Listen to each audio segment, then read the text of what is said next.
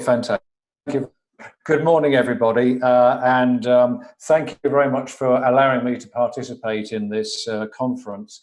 I would much rather be there in person, as I'm sure you can imagine. Unfortunately, that's not possible, and so I am, as Nigel said, a remote presenter, but remote physically, hopefully close at hand in terms of our thoughts and our services to the Caribbean.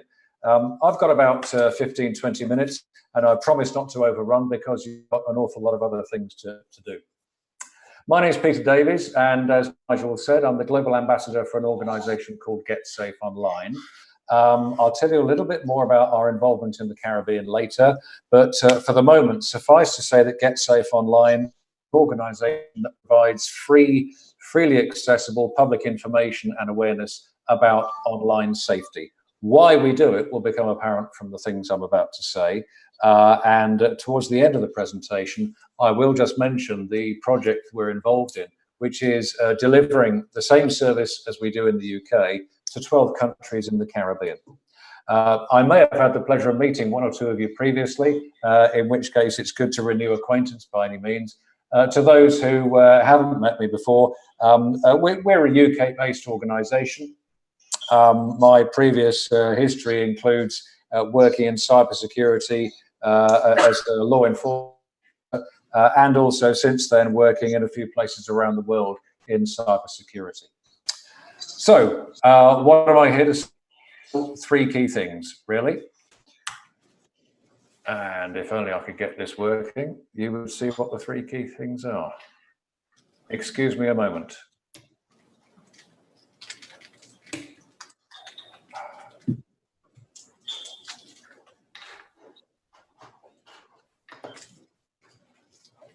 Okay, there they go.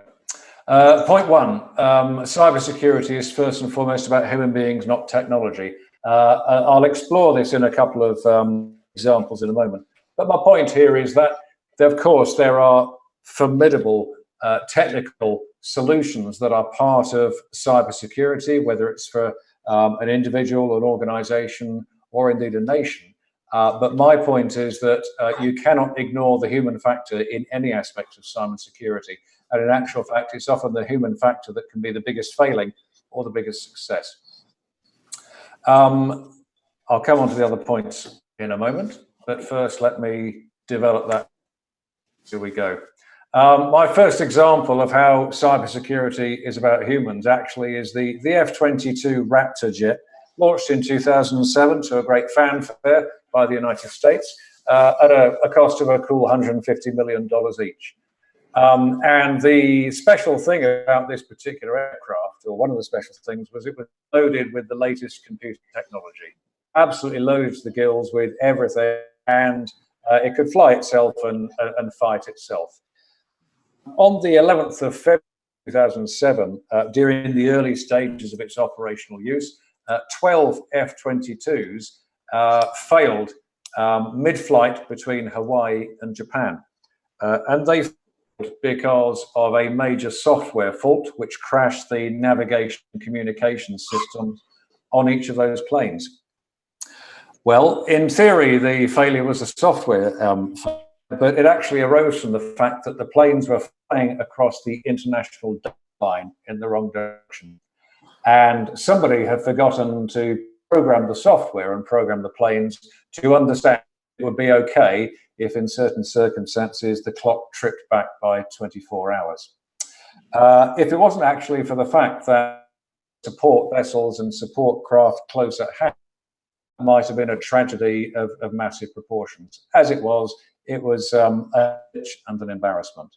But my thesis is it wasn't a technical glitch, it was a human failure to design the technology well enough. Another example, closer to home for me, I was living in London in 2011. And as you will see from this sad picture of part of central London, there were some very serious riots. My point here is that actually it seems more convenient often to blame the technology than to blame human beings.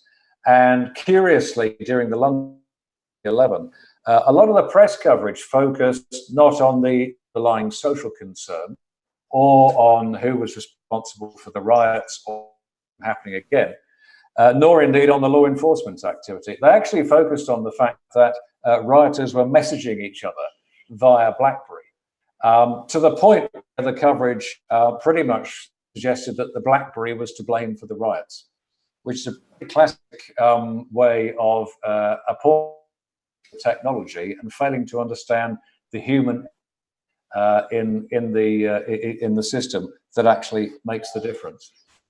So the technology obviously needs fixing. The technology works. The technology can amplify, multiply, and do all kinds of things with human activity. But ultimately, it still reflects human activity. It doesn't direct it. It doesn't drive it. These are historical examples. Let me use another, a bit more current, not just in the Caribbean, but around the world. And this is about the human mindset, about understanding cybersecurity. Now, the fact is that any strategy to tackle cybersecurity needs to start with a firm understanding of what is happening out there and what the threats actually are. The problem is that actually at the present time, a lot of organizations, a lot of countries possibly have an approach of either not wanting to listen to what's going on out there, what the reality of cybersecurity threats as they individuals and countries, or not perhaps having invested in the capacity and capability to listen particularly well.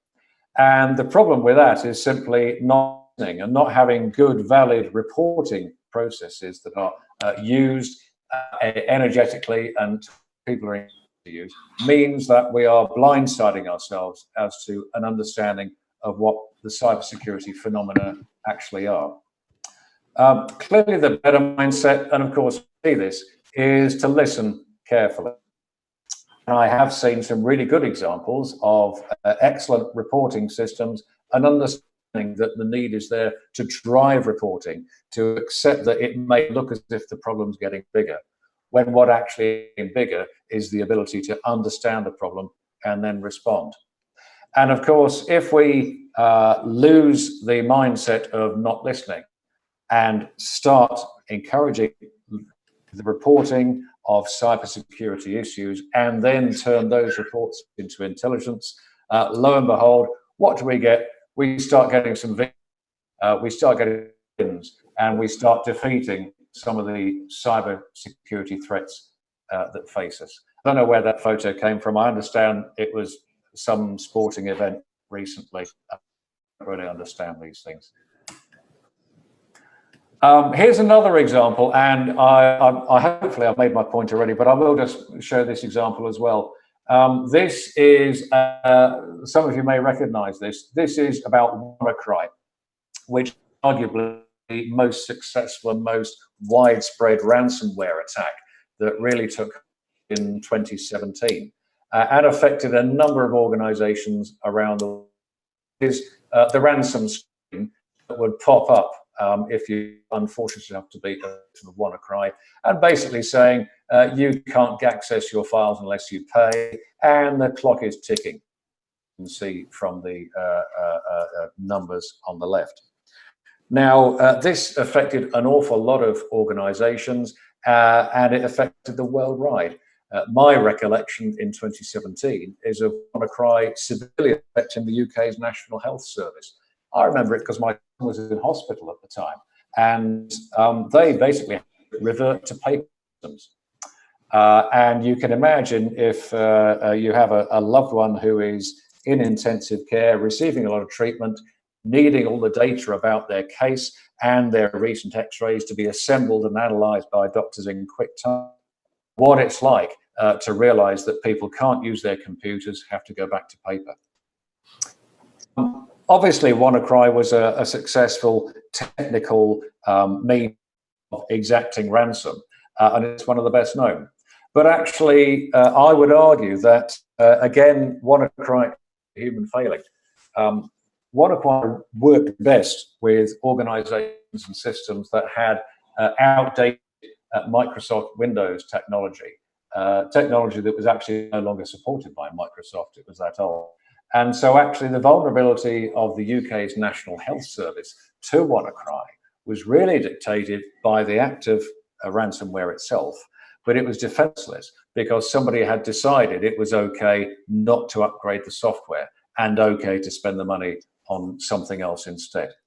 Now, I'm not being critical of whoever made that decision, but my point is again that underneath the surface of cybersecurity, however technical, however computer-based it looks, human beings, human errors, human vulnerabilities, human weaknesses, and human flaws run through it like a river.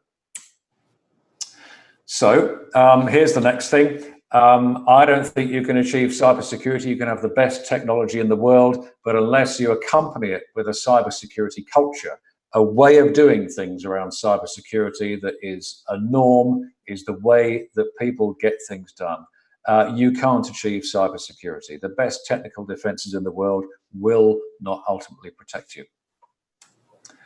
And how do you achieve a cybersecurity culture? Well, I'm not going to go into a talk about culture. I've been to business school, albeit briefly, and everyone's got their view about how you create a culture. What I am here to say, though, is that public awareness and education is the most important building block of an effective cyber security culture. Don't just take my word for it. Don't just think, well, that's only common sense. This is also increasingly the established doctrine. Even the cybersecurity experts will tell you that without proper cultural management, education, and awareness raising, cybersecurity is not achievable.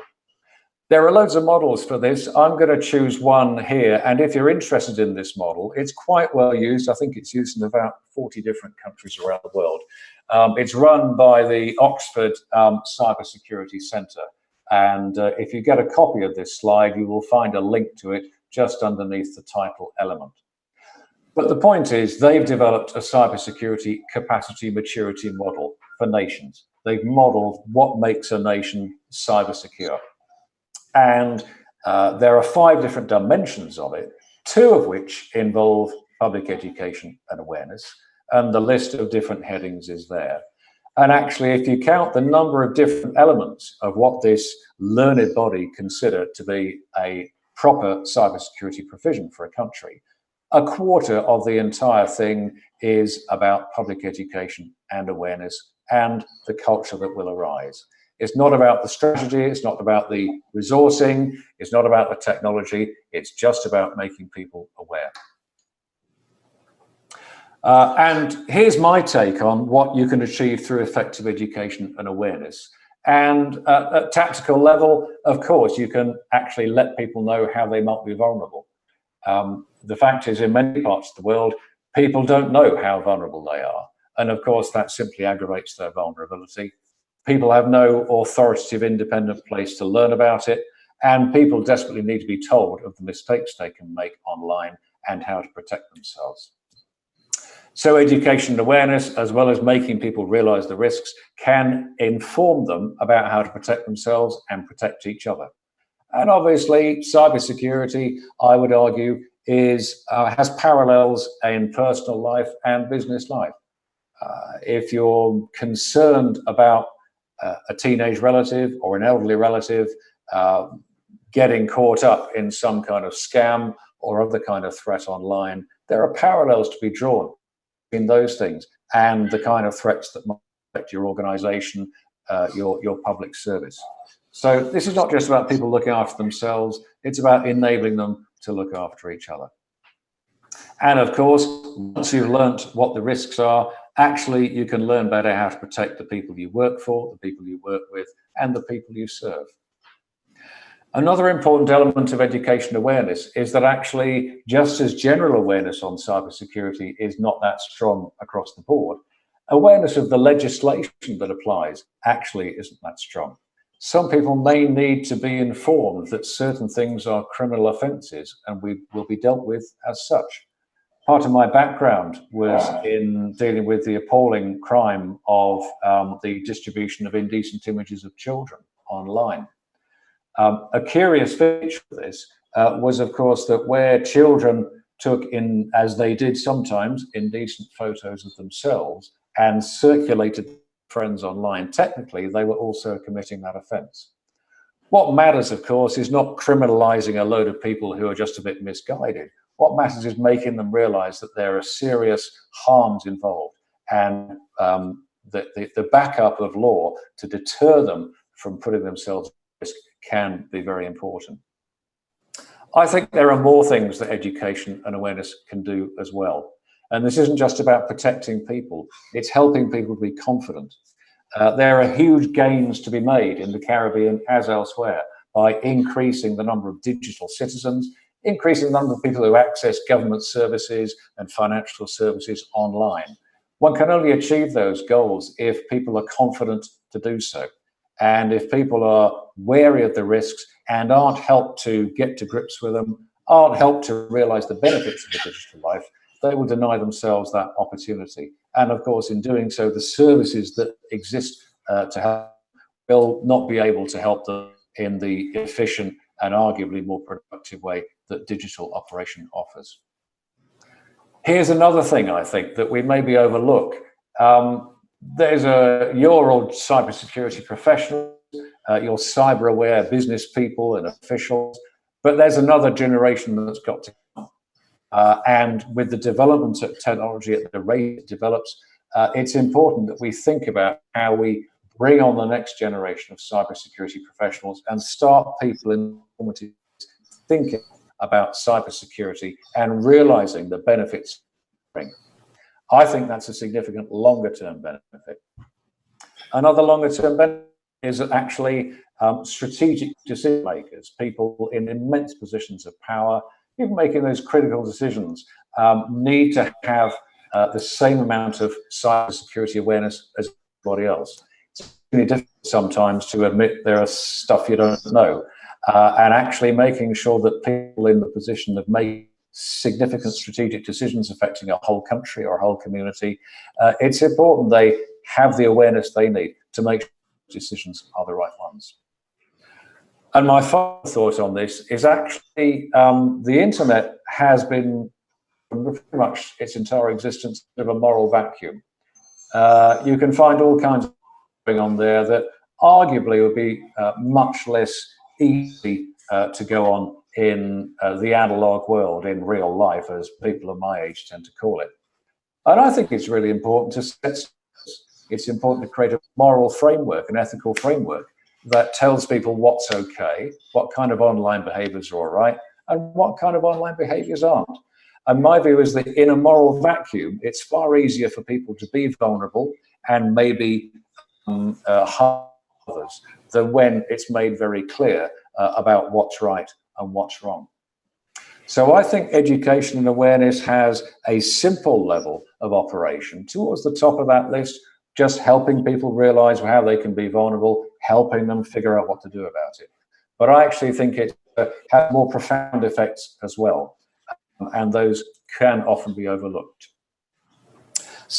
My basic message is, please don't forget about public education awareness in the course of thinking about cybersecurity. Please realize there's a human element at every stage that needs to be taken into account. For those countries represented at this event, who are among the 12 we're serving, you may have heard this before, but I just want to mention our project for a moment. What Get Safe Online does in the UK, and has done for about 15 years, is deliver that kind of education awareness that we believe helps people. We have a freely accessible, which is very popular, very authoritative, well written and well presented. And that's free to access for anybody in the UK. And we also back that up with key messages, PR campaigns, making sure that people who maybe don't mind because they don't think of their safety enough, they get some key messages too, and their awareness is raised, and they start consulting the website and looking for advice about how to stay safe. Our project, in brief, is to deliver exactly those services to the 12 Caribbean countries that are part of the Commonwealth of Nations. It's funded by the UK Commonwealth Cybersecurity Programme and builds on the Commonwealth Cyber Declaration that was made following the Commonwealth Heads of Government meeting in April 2018. And what we are now doing in 12 countries is delivering our services. If you're in one of those countries, with one or two temporary exceptions, you already have your own version of the Get Safe Online website. It's up and running. It looks and feels like it belongs to your country, because that's how it needs to be. It looks and feels accessible. It's been developed with advice from you or your colleagues to make sure the messaging is right, to make sure the presentation is right. And during the course of the year, as that unfolds, we're also going to carry out 2 PR campaigns, again, mirroring what succeeds for us in the UK, bringing key messages to the attention of a wider audience who may not think enough about their online security and may not understand the need to go to our website and read the advice there. So we've been involved in quite a lot of engagement work. I had the privilege of meeting the CTU, including Nigel, during March in Trinidad, and we're very keen to make sure that with the duration of our project, we have the maximum impact on raising levels of public education and awareness about cybersecurity across the Caribbean. Our ambition is that people become confident and safe internet users because they've learned safe behaviors online, because we help to make them that way. Wherever else they get their information, we want to contribute to the work going on in countries to educate the public and make them aware. We've got a couple of other ambitions I want to share with you. We don't like the idea of delivering our service for a year and then packing up and leaving. We're going to look for ways of sustaining our service beyond the end of the project, because frankly, the need for high quality education and awareness will not stop on the 31st of March 2020. And we're very keen to expand our service. We have funding for the 12 Caribbean countries that are part of the Commonwealth of Nations, but our list of clients we'd like to serve does not stop there. And clearly, we would very much like to extend our service to other parts of the Caribbean if we can find a way of doing it. So that's the presentation in a nutshell. I hope that's been useful. It's hard to start day 2 of a conference. Thanks for joining me for the presentation. And I'll have a few minutes just to take any questions before the event moves on. So back to you. And again, many thanks for the opportunity to present, and thanks for your attention.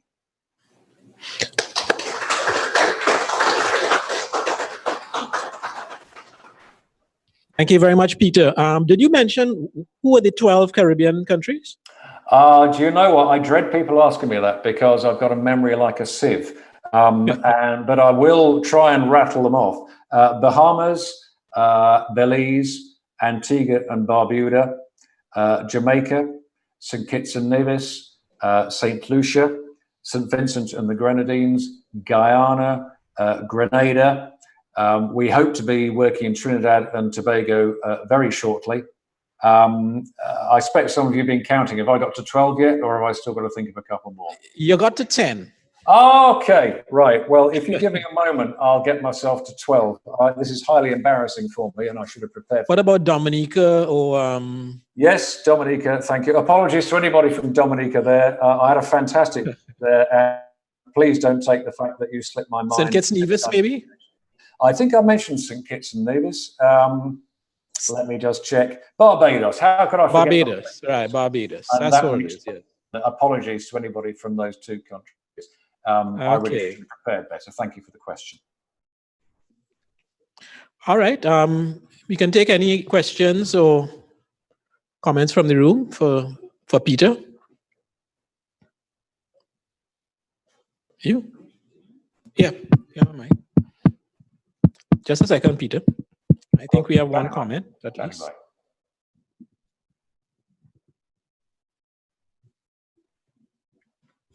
Deirdre Williams from St. Lucia.